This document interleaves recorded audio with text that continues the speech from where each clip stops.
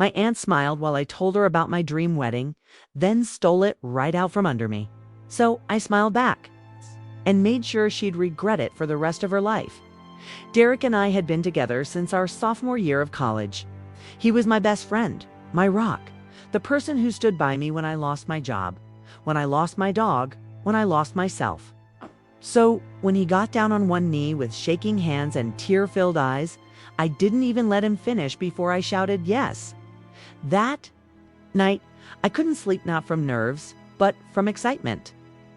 I stayed up making mood boards, playlists, invitation drafts.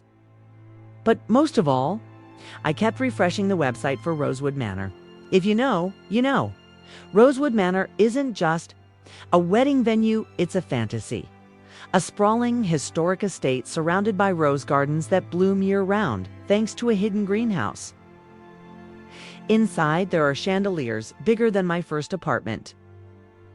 Velvet staircases that twist like something out of a Regency novel. And a glass ballroom that looks like it was made for royalty. It was the first place I ever saw a bride cry happy tears. I was 12, attending my cousin's wedding. And I remember whispering to my mom, "This is where I want to get married someday." Problem was, everyone wanted to get married there. They only book 18 months out. And even then, there's a 2-year waiting list for weekends. But I was stubborn. I called once a month for almost a year, asking if anyone had canceled. The staff practically knew me by voice. Then, one random Thursday afternoon, I got the call. A September wedding had been canceled last minute. The only available weekend left, September 15th. It was like fate slapped a bow on my dream. I burst into tears and nearly dropped the phone. Derek came running into the room thinking someone had died. When I choked out, "We got it," he sank to the floor and hugged me like we'd just won the lottery. I signed the contract before I even hung up the phone. I paid the $5,000 deposit in full and called my mom, crying from joy. Then I made the rounds texting cousins, calling my grandmother, even FaceTimed my dad, who rarely picks up. Everyone was ecstatic, even Aunt Vivian. She seemed unusually enthusiastic, asking questions no one else had bothered to ask. What time's the ceremony exactly? What's the venue's cancellation policy? Do they ask for financials or references? How big was the deposit again? She said she was just impressed with how organized I was. That, as a corporate lawyer, she appreciated brides who knew their contracts. I didn't question it, I should have. Because 2 weeks later, Rosewood Manor called again. I still remember the exact moment the call came. I was at work editing photos for a client when my phone buzzed with the venue's number. I answered, already smiling, but the woman on the other end didn't sound excited. Her voice was tight, like she'd rehearsed what she was about to say a dozen times. "Miss Rodriguez, I'm afraid there's been a terrible mix-up." Immediately, my heart sank. "A mix-up?" I asked. "Is everything okay with the contract?" She paused. "We've accidentally double-booked September 15th. Everything inside me went still. "But I have a signed contract." I paid the deposit, yes, but so did the other party. And unfortunately, their deposit was significantly larger. My throat went dry. I couldn't even speak. I just listened as she explained that they were prepared to offer me a full refund plus a generous compensation package for the inconvenience. Inconvenience? This wasn't a late pizza order. This was my dream wedding, my childhood fantasy. My entire vision ripped apart by a clerical errand, apparently, a bigger wallet. I hung up without another word. The phone slipped from my hands and hit the floor. Derek found me curled up on the couch, sobbing so hard I couldn't breathe. I couldn't even tell him what happened. I just showed him the missed call on my screen. When I finally explained, he was furious. "This isn't legal," he said. "They can't just take your date and sell it to the highest bidder." But they had. And I didn't yet know who the other bride was. Not until the next morning, when my mom called, sounding hesitant, almost guilty. "Honey, I need to tell you something." But promise me you'll stay calm. Those are never good words. Then she said it, Vivian's daughter, Melody, just got engaged. What? And she booked Rosewood Manor for September 15th. I didn't speak. I didn't breathe. My mom kept talking, filling the silence. She told us yesterday at dinner. Vivian said it was fate, that Melody had dreamed of Rosewood her whole life. That's when it clicked, like a switch being flipped. In the dark, all those questions Vivian had asked me weren't innocent. She hadn't been impressed. She'd been studying me. She took everything I told her, my deposit amount, my contract details, even the cancellation policy, and she used it to outbid me. Then she used her legal title to scare the venue into handing over my date. Later, I found out she'd even threatened a lawsuit against the manor over some fabricated claim of discriminatory booking practices. Classic scare tactic. She knew just what strings to pull. That weekend, at a family barbecue, I came face to face with her. I heard about your venue situation, she said, faking concern so poorly it made me sick. These things happen. Maybe it's a sign you should have a simpler wedding anyway. Melody walked past me in a designer sundress, laughing with cousins. I've wanted Rosewood since I was little, she said. Mommy made sure I got the perfect date, and I just stood there, smiling, nodding. Because in that moment, I made a decision. Asterisk, asterisk, I wasn't going to fight her. I was going to wait, watch, and make sure the next time she dreamed of something asterisk, asterisk, I'd get there first. After that barbecue, I didn't cry. Not one tear. I'd already done that, on Derek's shoulder, in the dark. When my dream had been shattered by someone who shared my blood. But now, I was done crying now. I was watching, listening, waiting. Vivian had made one thing very clear. In her world, winning mattered more than love or respect or family, and she had won. That round, at least, Darek and I rebooked at a different venue stone. Hollow Estate. It wasn't Rosewood, but it was beautiful. Warm wood interiors, wildflower gardens, and a lakeside altar that looked like something out of a Nicholas Sparks movie.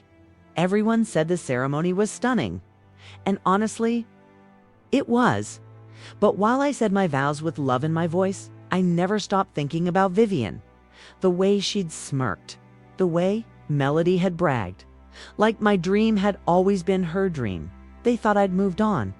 But I hadn't, because something unexpected happened a few months after our wedding. Melody got really into wedding envy content on Instagram. And like any social media princess, she overshared photos, captions, stories. If I could do it again, I'd choose Chateau Bellamont. This venue is straight out of a fantasy. One day, I'd never even heard of Chateau Bellamont before. So I looked it up, and oh my God, it made Rosewood Manor look like a rental hall, built like a miniature French castle. It sat on a private hillside surrounded by vineyards and a stone-walled garden. It only hosted 12 weddings per year. All by invitation-only inquiry. It was Melody's new dream, her someday place, the venue she'd pinned to the top of her Instagram profile with the caption, "If I get the fairy tale, it'll be here." I bookmarked the page.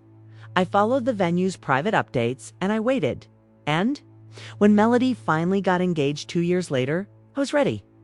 2 years passed. Melody lived her best filtered life, vacations, brunches, and soft launching her boyfriend on Instagram like she was teasing a product drop. I watched it all silently, never liked, never commented. But I saw everything. Then, finally, it happened. She got engaged. Big diamond. Big announcement, big plans. And guess what the first caption was? Chateau Bellamont. Here we come. I smiled, because I'd been preparing for this moment for years. See, Chateau Bellamont doesn't work like regular venues. There's no request at date form. You have to be approved just to be considered.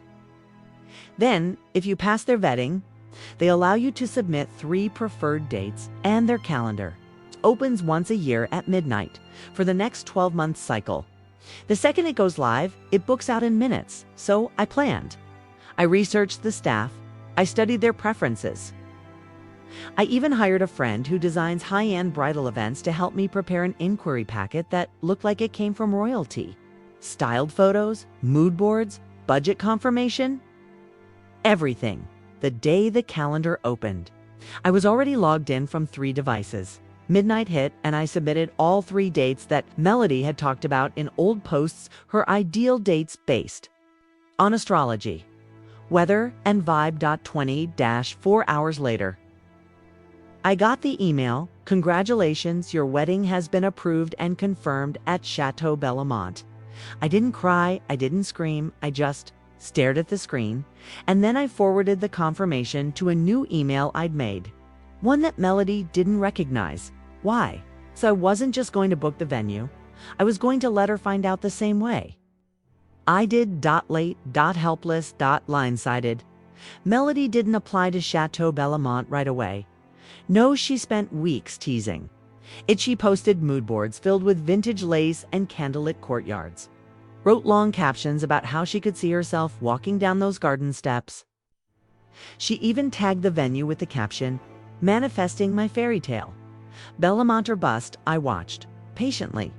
Then one day I noticed she posted a story, shaky hands, nervous music, late night vibes. Just submitted our application to Chateau Bellamont. With a little prayer emoji, I smiled. She was 2 months late. The dates were gone. My name was on the calendar, but of course, Melody didn't know that yet. A few days later, she uploaded a TikTok waiting to hear back from my dream venue like it got thousands of views. Everyone was rooting for her. I was rooting for the email. And then it happened. It was a Sunday afternoon. I was at home painting my nails when I saw Melody go live on Instagram. Her voice was cracking. Her eyes were red. She kept looking off camera, trying to hold it together. "So, we just heard back from Bellamont." She paused. Her fiancé stood awkwardly behind her. "They said all 3 of our dates were already booked. There was a wait list, but they didn't sound hopeful." People flooded the comments. "What? Knew you were perfect for that place. You've wanted that since forever." And then she said it. "I don't understand." I said someone booked all 3 dates as soon as the calendar opened. I sipped my coffee. "Yes, sweetie. Someone did." Melody went radio silent for 3 days after that live. No stories. No posts. Not even a sad latte photo. Then, out of nowhere, Vivian called my mom. Apparently, she was fuming. She demanded to know if anyone we knew had connections to Bellamont, accused the venue of discrimination, and even claimed she'd have her legal team look into it. Classic Vivian when things don't go her way. She pulls out the courtroom card, but she wasn't prepared for what came next, because Chateau Bellamont, bless their elite little hearts, sent out a quarterly newsletter to their clients, including a sneak peek at the next season's wedding roster. Guess whose name was listed? Right under the date Melody had dreamed of since college. Me. Full name. Confirmed. I didn't even know Vivian subscribed to the newsletter, but she did. She did. That night, my phone rang. Unknown number. I'd let it go to voicemail. Seconds later, a text came through. "You booked it. You really booked it." What kind of petty, spiteful person does that? It was from Melody. I didn't reply. I just screenshotted it and saved it in a folder titled Poetic Justice. The next weekend, we had a small family dinner, just immediate relatives. I knew Vivian would be there. I knew she'd try to be civil. But the second she saw me, her whole face changed. "You knew she wanted Bellamont," she snapped, pulling me aside in the hallway. "You knew that's been her dream since she was a teenager." I shrugged. "And you knew Rosewood was mine when you stole it." "I guess dreams don't mean much in this family, do they?" She flushed deep red. That was different. We were thinking ahead. "So was I." I said, and then I leaned in, smiled, and whispered, "Besides, you always told me everything happens for a reason." And I walked away. Melody wouldn't even look at me during dinner. But that was fine, because the final move, it was still coming. Melody never got her Bellamont wedding. Oh. They tried, called, begged, even offered double what I'd paid. But Chateau Bellamont, they don't care about money. They care about legacy, about commitment, about brides who plan 2 years in advance and treat their staff with respect. So they told her no, and that no held. Months later, my wedding day arrived. The castle was everything I imagined. Morning sunlight spilling through stained glass. Windows, the smell of lavender from the hillside garden. And Derek waiting for me at the end of the aisle like we'd stepped into a dream together. I hadn't invited Vivian or Melody, but someone sent them a photo, a full shot of me in my dress, standing on their dream staircase, smiling without a care in the world. They didn't need to be there. In person, watching from the outside was even worse. Later that night, someone tagged me in a comment on an old post of Melodies.s. Careful who you steal from. They might come for what you love next. I didn't reply. I didn't need to, because while they were busy scheming, I was building. While they were trying to win one day, I was planning how to ruin one they hadn't even dreamed of yet. And you know what? It was worth every second.